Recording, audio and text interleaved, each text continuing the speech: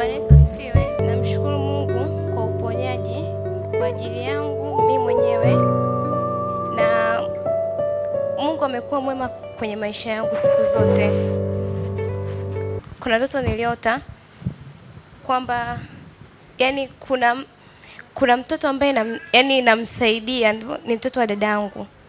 Kwa hiyo nilikabwa sana kwa ajili gani namsaidia huyo mtoto. Na walikuja watu kama wawili. Sasa baada ya hapo sijisikii vizuri. Hata kuja kanisani kuna changamoto tumepata, lakini namshukuru Mungu ni mwema. Uliota ndoto nakabwa. Kwenye ndoto uliota kitu gani na ilitokea nini? Niliota kwanza tulikuwa tumelala. Tulipokuwa tumelala nimelala na huyo mtoto ambaye sasa nilikuwa nimemsaidia kwenye ndoto. Ni mtoto wa dadangu. Sasa tulikuwa tumelala kitandani, lakini nikawa namuona yuko kwa nje anatembea. Kama kuna uwazi kwa nje, lakini namuona. Nikawa nimemuita kwa jina lake. Nikamwambia, "We Faridi, uko unafanyaje?" Akaniambia hivi, "Natembea tembea tu." Nikamwambia, "Njoo ulale." Akawa amekuja kulala. Sasa kati amekuja kulala, naangalia pembeni namuona tena Faridi mwingine. Nikamuuliza, "Wewe ni nani? Kama sio Faridi yule kule, wewe ni nani?" Hapo akaanza kunikaba. Kanikaba.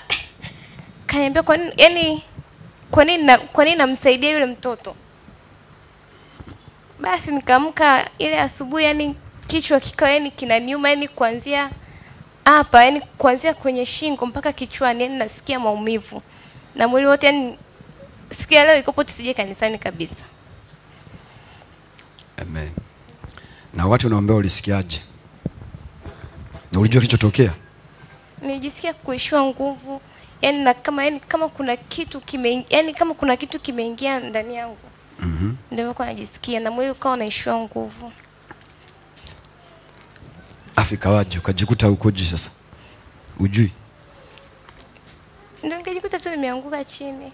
Sababu yoyote isikupe kuacha ibada. Walikuwa na sababu ya kuacha kuja ibadani, sababu ameamka yuko ovyo, anataka kuacha. Kumbe kuna kitu kingine kilichokuwa ndani yake. Na chochote ambacho kinakuwa ndani ya mtu ambacho sio cha kimungu, kazi yake ni tatu: kuiba, kuchinja na kuharibu. Amen.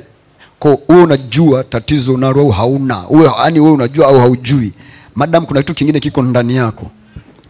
Kazi yake ni tatu: kuua, kuchinja na kuharibu. Yesu alisema mimi mwivi haji ila aibe, achinje na kuharibu. Ila mimi nikuja kimwone sema kisha mwenao tele. Kwa hiyo usiku ukijisikia tu unataka kuacha ibada, jiulize mara mbili. Naibiwa nini? Kitu gani kinachinjwa kwangu?